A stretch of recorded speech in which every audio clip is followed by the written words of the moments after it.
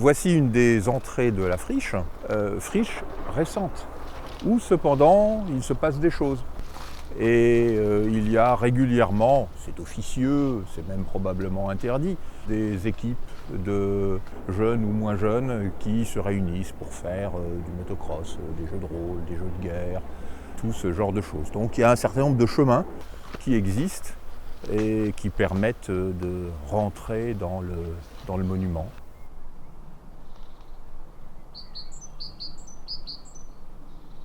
Ici, on est dans un domaine très particulier que les spécialistes en tout cas appellent l'archéologie industrielle. Une briqueterie des années 1930, est-ce que ça rentre dans le champ de l'archéologie? C'est une question qui n'est pas tranchée d'une manière générale aujourd'hui. Alors un certain nombre de mes collègues archéologues ont développé ces méthodes, ont montré à quel point on pouvait apporter du renseignement, d'un renseignement d'ordre scientifique, d'études. On n'en est pas à la préservation. On pourrait négocier cela pour cette briqueterie. Mais on est dans ce cas, dans le contexte de l'archéologie préventive. Autrement dit, l'archéologue, ce n'est pas son métier de préserver ou de mettre en valeur. Son métier, c'est d'étudier avant que ce soit détruit.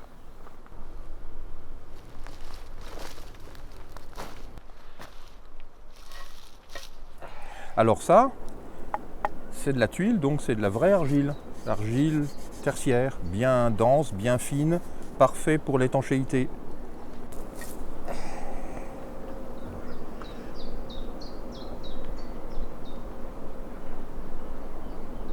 Tuile vernissée, mécanique, à emboîtement, classique.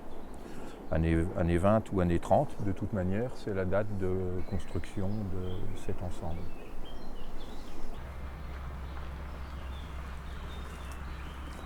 Les temples d'Angkor, à côté de ça, c'est de la gnognotte.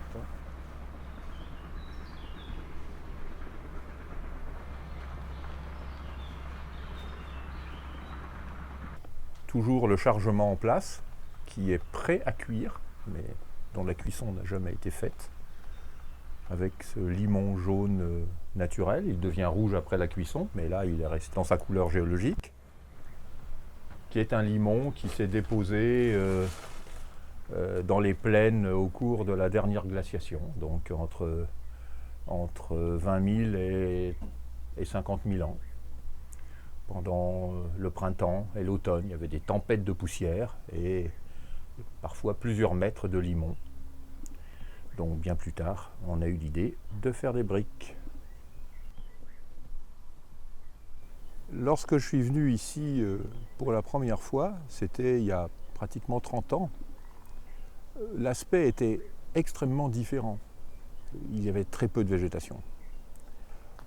On percevait, on avait vraiment l'impression que l'activité s'était arrêtée la veille. C'est ça qui était le plus extraordinaire. Aujourd'hui, tout ça semble très ancien, c'est végétalisé, on a l'impression qu'une éternité est passée dessus.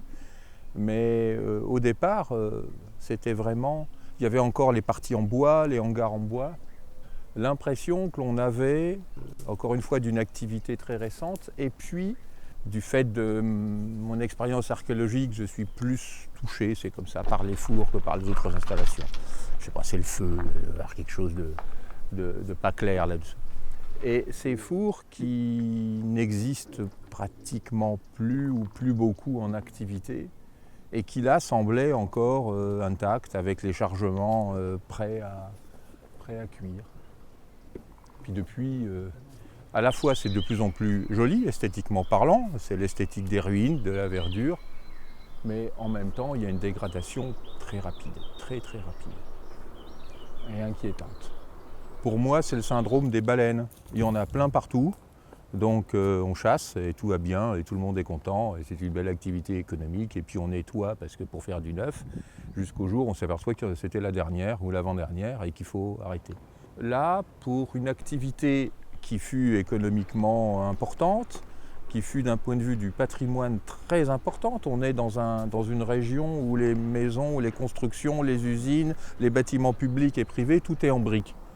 Donc on doit pouvoir faire passer le message que les éléments liés à la fabrication de cette brique ont un intérêt qui n'est pas purement scientifique, donc qui pourrait se réduire à des images ou à des livres ou à des choses comme ça, mais à une conservation, une vraie conservation, une mise en valeur d'un certain nombre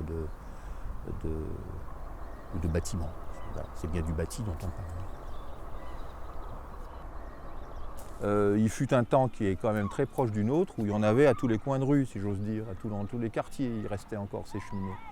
Mais maintenant, on en est, c'est pareil, on est au bout du gisement. On est au bout du gisement, il en reste peu maintenu jusqu'en haut, avec encore la couronne, le paratonnerre et même la petite galerie métallique là. Néanmoins, en conserver l'une ou l'autre une fois de temps en temps, voilà, c'est le dernier témoin de quelque chose.